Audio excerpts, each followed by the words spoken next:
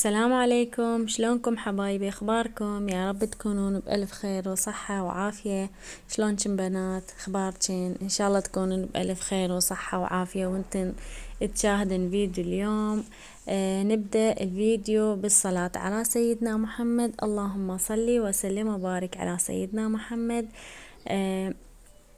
طبعا خلينا نبدأ بالفيديو. أول شي أنا اليوم يعني حبيت أسوي هيجي روتين وأشارككم يومي، وأتمنى يعجبكم، وأتمنى يكون الفيديو يعني محفز وينطيكم طاقة إيجابية ويخليكم تقومون على شغلاتكم.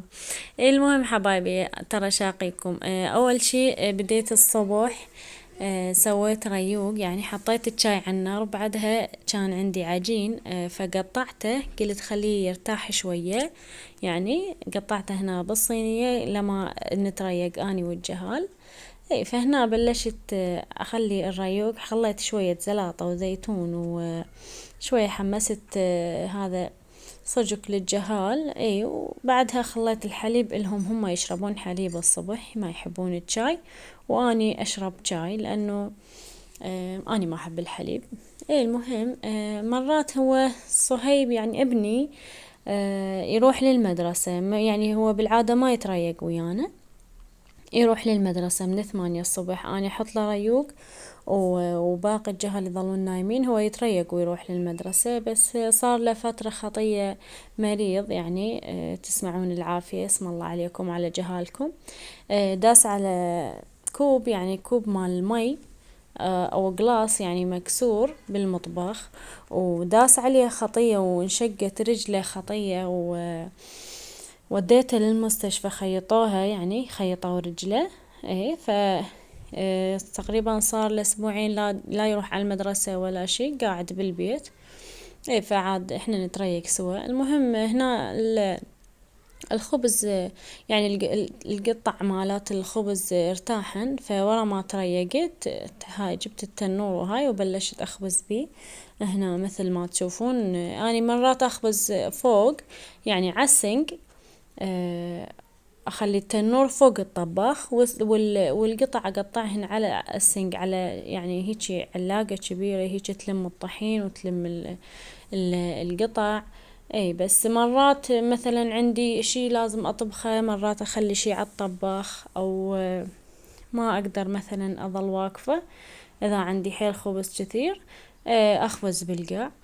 وهنا الخبز حبايبي مثل ما تشوفون. طبعا اني قبل فترة كنت اخليه يعني شوية يحمص، بعدين انتبهت، طبعا انتبهت على الفيديوات، فشفت اني اخلي الخبز يحمص زيادة، فقررت قلت بعد ما اخليه هيك يحمص لانه يابس يعني.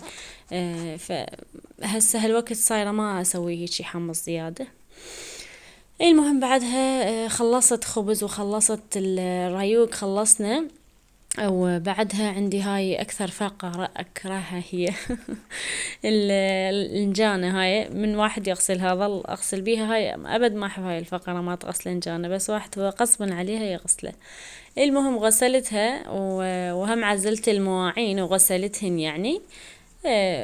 وبعدها بلشت بالغدا. طبعا كان عندي شغلات يعني بالبيت، اشتغلت وعندي ملابس غسلت وهيك، يعني سويت شغل كثير. والغدا شلون تقولون صار عشاء فالعصر، يعني تقريبا العصر يلا سويته. والجو همين ما ادري شلونه، يعني واحد مرات تطلع الشمس مرات تغيب، يعني عاد شنو ما من اصور يعني التصوير يصير مرات زين لو من اكو اضاءة مال شمس وهيجي، مرات لا.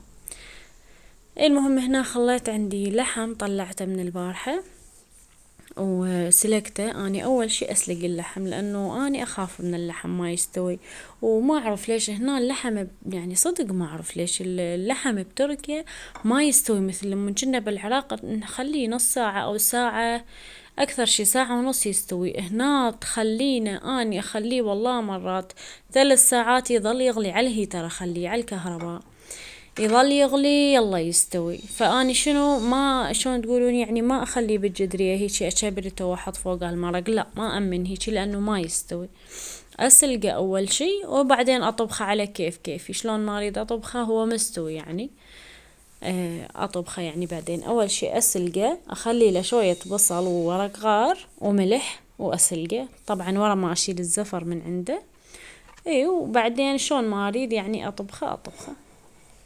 المهم اني هنا عندي فاصوليا خضراء. جبت كيلو مال فاصوليا خضراء. طبعا هم الجهال مو حيل يحبوها اصلا، هم مو اتشارين يعني، بس تقريبا بس الي هم شوية اكلوا مرقة واكلوا لحم، ما ياكلون الفاصوليا، هم هيك ما ياكلون.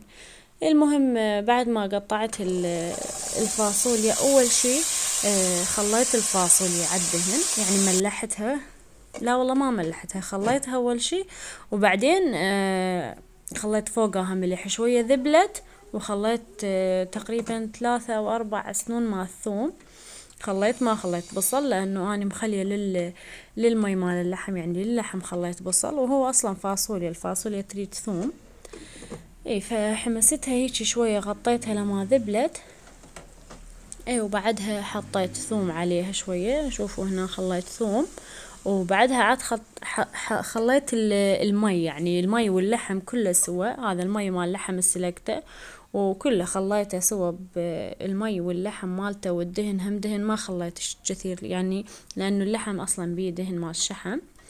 وخليت فوقها معجون يعني معجون مال طماطة، وهم زدتها مي لانه المي مال اللحم ما يكفي يعني، لانه هو لازم الفاصوليا شوية تظل تغلي لبين ما تفور، اقصد لما تستوي. هنا خليت معجون تقريبا خاشوقتين هيجي يعني، صارت برهامها. اني ما احبها تصير حيل ثخينة، هم يصير مو طيبة لما تصير حيل ثخينة هيجي، لما تصير هيجي شوية شلون تقولون لونها مثل البرتقالي احبها، ما احبها تصير حيل ثخينة ومعجون كثير، يصير الطعم كله بس معجون. المهم خليت شوية فلفل اسود عليها وخليت لها ملح. بس فلفل اسود وملح، ما كثرت يعني لانه هي طعمتها باللحمة وبالفاصوليا تصير اطيب. وغطيتها لبين ما قامت تفور. طبعا انا هنا بديك الفترة كانت عندي هيك شغلة صغيرة شوية، رحت سويتها، رحت للماركت. تقريبا هاي الدنيا المغرب يعني اني يلا سويت العشاء، يعني صار عشاء هو مو غدا، لانه الجهال اني بالنهار يعني ما اكل شي كثير، والجهال مرات ياكلون لفات، ياكلون خيار، ياكلون هيك تفاح مثلا، برتقال، كيك، شوف شنو موجود بالبيت ياكلون، ما يدورون وجبات، حتى من احط الوجبة ما ياكلون. فهيك يعني مرات اطبخ والله، مرات ما اطبخ اصلا، ما اطبخ، اسوي لهم لفات واني على الواهس هم اسوي لفات واطلع هيك. المهم بس سويتها بذاك اليوم يعني، سويت الفاصوليا وخليتها على صفحة، طبعا هاي استوت. وبعدها سويت التمن سويته بزل، ما سويته تطبيج، ومن اسوي بزل اني لازم اجلي الشعرية قبلها، فبوقتها نسيت اني ما مسوي شعرية، وسويت التمن عاد ابيض يعني هيجي بس ابيض سادة، سلقته وشخلته وسويته يعني. المهم قلت لما يستوي التمن عاد خليني احط عشاء. سويت شوية خيارات. وعندي هنا فلفل اخضر من هذا الاطوال، هذا الحلو، اني ما احب الحار، ما اقدر اكله اصلا يعني، اني الحار والحامض هيجي مر ما اعرف شنو هاي الاشياء ما احبها، احب كل الاشياء بس حلو او زين يعني عادي، مثل الخيار احبه، مثلا الفلفل الحار ما اقدر اكله، الليمون ما احبه هيجي يعني. المهم ودرت العشاء هنا، هذا المرق خليته بصحن شوية غميج وشبير على مود، لانه اللحم حتى يصير يعني ما حطيته بمناكيس هيك بكاسات. وخليته وبعدها خليت التمن. طبعا هنا يعني احنا وصلنا لنهاية الفيديو يعني، هاي خلص فيديونا هيك، بس حبيت اشارككم، اتمنى يعجبكم. واذا انتم يعني مكملين الفيديو وياي لهنا، انا اشكركم على المشاهدة، واشكركم على تعليقاتكم الحلوة، واذا عجبكم الفيديو يعني فضلا وليس امرا حطوا لي لايك عليه، واذا عجبتكم قناتي هم وحابين تشتركون بيها اشتركوا بيها وصيروا جزء من عائلتنا الحلوة. وخلص الفيديو طبعا. ساهمنا وساهمكم العافية، هذا كان عشانا لليوم يعني. ونشوفكم إن شاء الله بخير، نشوفكم فيديوهات جديدة، وباي، مع ألف ألف سلامة.